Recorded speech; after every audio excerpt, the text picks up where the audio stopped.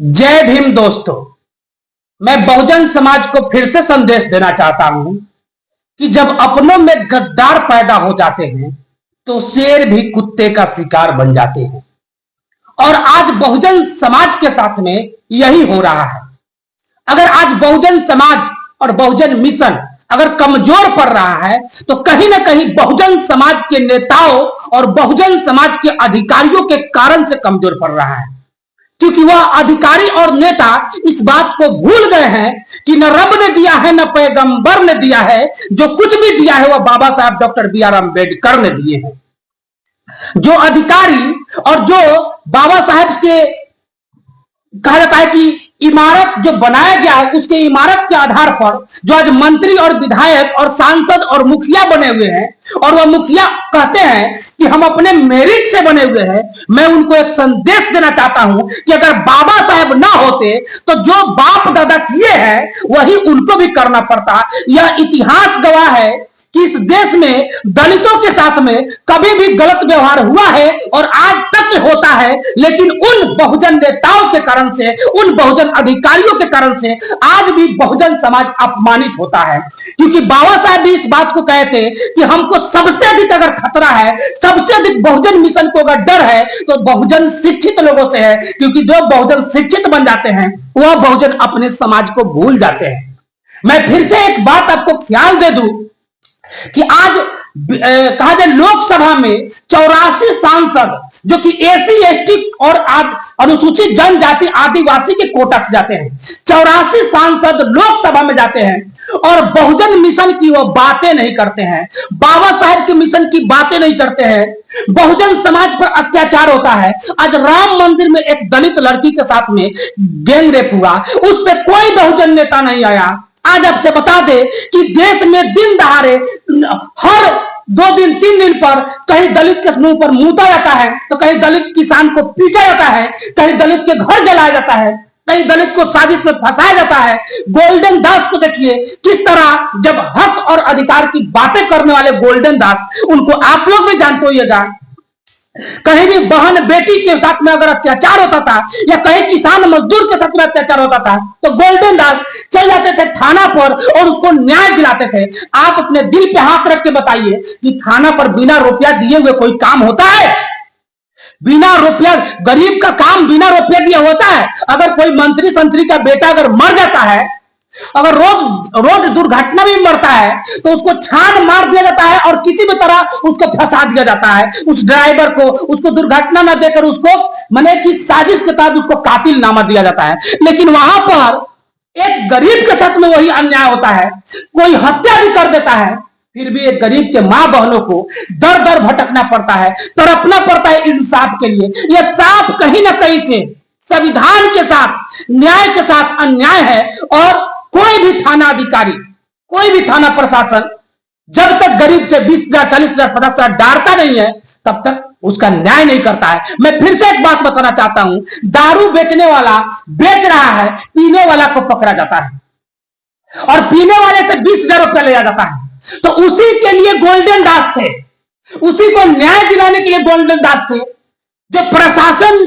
के आड़ में जो कि गुंडा बदमाश कार्य करता है, उस गुंडा बदमाश के लिए गोल्डन दास थे और उस गोल्डन दास को भी साजिश के तहत फंसाया गया। और इस बिहार विधानसभा में 40 विधायक, कहीं भी बिहार में किसी दलित पर अत्याचार होता है, 40 विधायक में से कितना विधायक है जो जाता है? मैं आपसे पूछना चाहता हूं, यह 40 विधायक चूड़ी पहनकर अपने अपने पार्टी का और चूड़ी खनकाता है। यह क्या है? भारतीय संविधान और देश के बहुजन के साथ में मजाक है, अपमान है। इस देश में जो विधायक जो आरक्षण कोटे से बन के जाते हैं, उनका उद्देश्य होनी चाहिए कि अपने समाज और हक अधिकार के लिए आवाज उठाए। अगर उनके समाज और हक अधिकार के मांग को पूरा न किया जाए तो इस्तीफा मारे। लेकिन बताइए अभी कौन ऐसा विधायक है आरक्षण कोटे से जीत के गया है? कौन ऐसा सांसद है आरक्षण कोटे से जीत के गया है और वो बहुजन हित का सोचता है? आज देश में बाबा साहब जो देकर गए हैं उसको बर्बाद करने की काम किया जा रहा है। आज देश में लोग कहते हैं कि बेटी पढ़ाओ, बेटी बढ़ाओ, बेटी पढ़ाओ, बेटी बढ़ाओ, लेकिन क्या हो रहा है भाई? बेटी पढ़ाओ, बेटी बचाओ, बेटी पढ़ाओ, बेटी बचाओ, लेकिन हो क्या रहा है? बेटी तो पढ़ रही है लेकिन बेटी बच नहीं रही है। आज भी दहेज प्रथा की शिकार हो रही है। आज भी दहेज के कारण से बेटी को मार दिया जाता है। आज भी दहेज के कारण से बेटी का शादी नहीं होता है। आज भी दहेज के कारण से प्रताड़ित होता है। आज भी एक बाप को दहेज के कारण से झुकना पड़ता है। आज भी लड़की सुरक्षित नहीं है। आज भी मेडिकल कॉलेज में लड़कियों का हत्या होता है। आज भी एनआईटी में लड़कियों का हत्या होता है और उसको सुसाइड नाम दे दिया जाता है। आज भी लड़कियों, अगर लड़की रोड पे चलती है तो वो सुरक्षित नहीं है।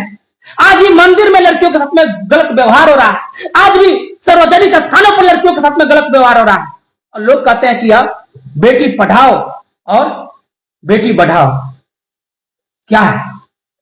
बेटी तो पढ़ रही है लेकिन बच नहीं रही है बेटी।